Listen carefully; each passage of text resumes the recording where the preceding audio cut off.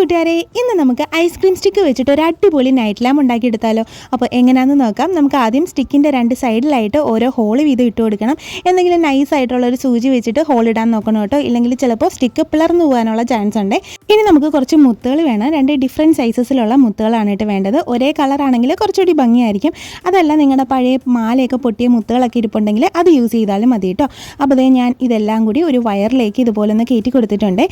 നമ്മുടെ ഐസ്ക്രീം സ്റ്റിക്കും മുത്തും കൂടി ഇടവിട്ടാണ് കയറ്റി കൊടുത്തിരിക്കുന്നത്. മുകൾ സൈഡിലായിട്ട് വലിയ മുത്തുകളും താഴത്തെ സൈഡിൽ ഫുള്ള് ചെറിയ മുത്തുകളായിട്ടാണ് കേട്ടോ ചെയ്തിരിക്കുന്നത്. ഇനി നമുക്കിത് തമ്മിലൊന്ന് കൂട്ടി കെട്ടി കൊടുക്കാം. അപ്പോൾ ഇത്രയേ ഉള്ളൂ, നമ്മുടെ പണി കഴിഞ്ഞു. ഇതിൻ്റെ അകത്ത് ബൾബ് ഇടാനുള്ള പണി മാത്രമേ ഉള്ളൂ കേട്ടോ.